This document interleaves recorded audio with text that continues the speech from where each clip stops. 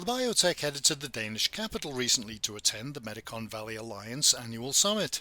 The alliance has been in existence for 25 years, and Medicon Valley, which covers eastern Denmark and southern Sweden, has grown to become one of Europe's leading life science regions. It has 65,000 life science jobs, 9 universities and 9 life science parks, as well as incubators and accelerators. At the event, we chatted with several companies and also got an overview of the Medicon Valley Alliance. Yes, Medicon Valley Alliance is a member-driven organization founded by the universities in southern Sweden and in eastern Denmark, the regions and private companies. So it is what we call a triple helix organization, where we collaborate between the public, private and academia across border between Denmark and Sweden. All right, and 25 years, it's obviously grown over that time.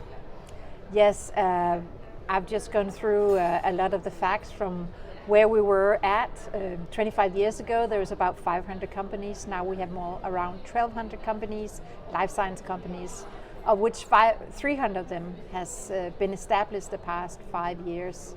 100 on the Swedish side of Medicon Valley and 200 on the Danish side of Medicon Valley. It's also in terms of jobs. 25 years ago, only 23,000 people were working within life science companies. Now we have more than 66,000 people working within life science companies, and it's growing due to the continuous investment being pulled within the life science industry. One of the things that you were mentioning in your talk this morning was about that growth. How do you maintain that, and how do you continue to be able to bring people to this region? I think in some aspects it's a virtuous circle. Once you get in, you have a great talent pool, which we have. We have 9 universities, academic institutions dealing with life science research. When you have a great talent pool, you attract companies, and when you attract great companies, you attract even more great talent pool, and then you get this virtuous circle. But that sounds easy. It's not, because you of course need somebody to attract, or you need something special in order to attract the investors. And there you need great frameworks for the companies to invest here, besides having the talent pool. So it's a continuous talk and dialogue with the public, and this is why we're focusing so much on the private-public collaboration, because that's the only way the healthcare business can be successful.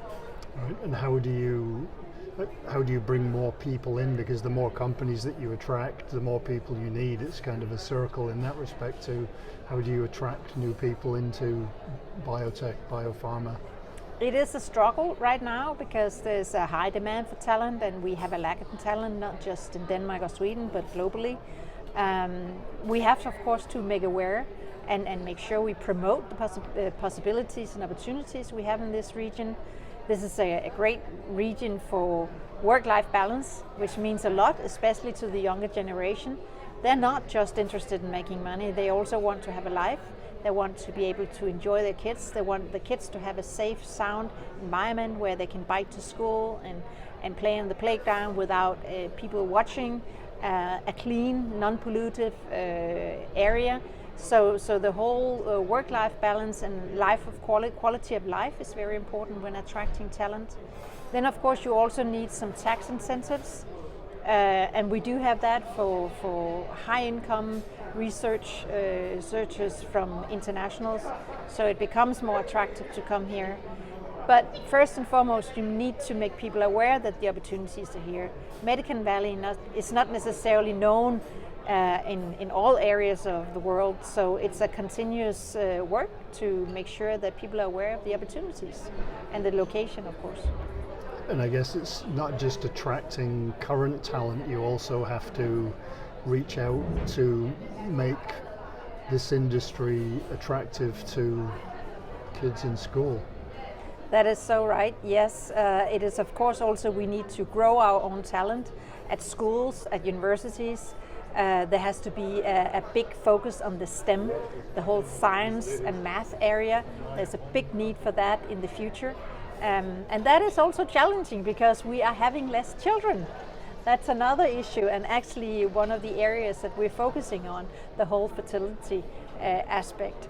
So it is a competition, and it is tough, but in a society like the Swedish and Danish, high knowledge-driven jobs are vital. So we need to work at it also in elementary schools and at universities to make sure that the STEM crowd grows as well. And the overview that you gave this morning showed that this region is doing incredibly well. How do you, looking forward to the next 25 years, how do you maintain that momentum? I really believe it's going to be a lot of work. We need to continuously remind the politicians that this is actually the golden goose that lays the golden egg that benefits us all, especially also society, patients, but also society as a whole. It creates great jobs, it creates great tax revenues that we can use for our welfare system, which is very important in both in Sweden and Denmark. So if we think sustainability long term, we need to make sure that this golden goose continues to lay the golden eggs, because we need that as a society.